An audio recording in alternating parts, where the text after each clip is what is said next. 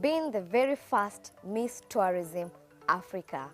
Wow, that has still feels fresh each and every morning. I was crowned on the 1st of October 2022, and I'll say my life changed. The first Miss Tourism Africa. This is a great honor and a responsibility. I have to be a role model. I'm not just a model, I am a role model. And more so to the Black African girls, the young girls, to tell them that they have to believe in themselves. I normally quote me that no matter who you are or where you come from, if you believe in yourself, you are unstoppable. And so being Miss Tourism Africa, my role is to welcome the world to see Africa first, to promote the spirit of Africanism and to showcase the beauty of our motherland and our mother continent, Africa, to the world. My day starts very, very early. I am an early bird, and I believe in waking up early, getting things done when the mind is still fresh. So the first thing when I wake up, of course, I make my bed, and then I get into a bit. I love to put on some worship music, and then I pray.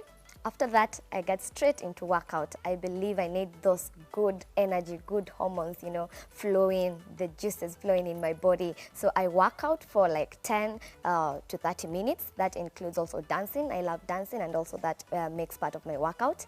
After that, I get into maybe read the Bible a bit, a scripture, a verse, one or two, and it helps me get structured through the day.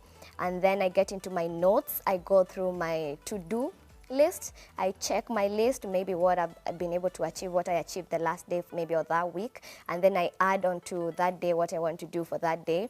I think this helps me remain focused throughout the day. So by the time I'm getting out, I already know 1, 2, 3, 4, 5 things need to be done, and if I can check even one, that's a good move. So it helps you remain focused and focus your energy on the right things that you already have planned.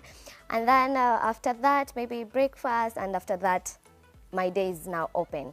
I am all over. Maybe if that day I'm doing something to do with my creative side, that's maybe modeling, or maybe if I'm doing or maybe more of my journalist things, which I do, I just move around.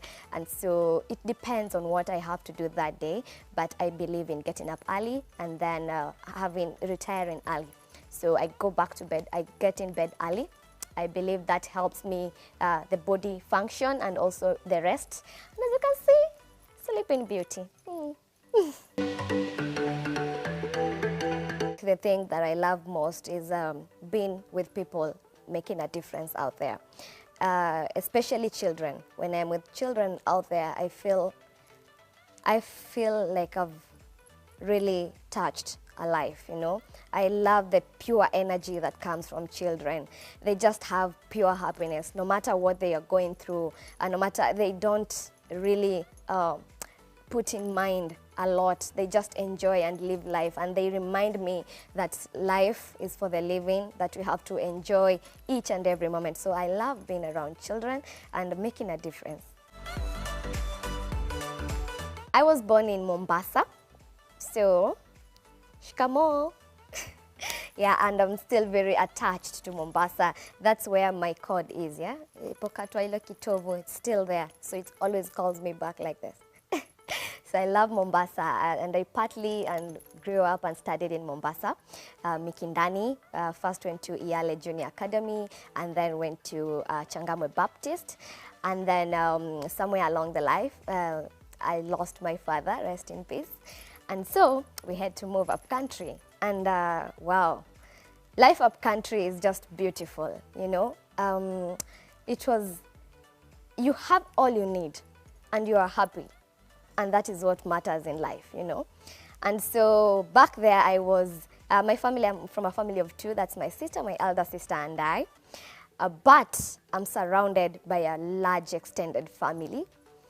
And I grew up surrounded by love. Unajua, ushago, basically, a child belongs to the community. So that is how I got very comfortable being around people, being around the community. And I later finished my school, my primary there, and then went to high school. And I remember being a very loud, very bold, funny, cheeky kid. And I remember my grandfather saying, I wonder the size of her lungs, because this kid is so loud despite the size. The size and the voice did not match. So he used to wonder, like, where are those lungs, you know, with all this voice? And I loved the environment, planting trees and taking care of the environment. And I didn't know that these were things that were connected to my destiny, you know, because now that loud voice of mine is what I use as an activist and someone who is, you know, making a difference in the society. And that love of trees, flowers, and the environment is connected to me being an environmentalist. So I'd say the things that excite you, they're not random. They are connected to your destiny, so you can follow them.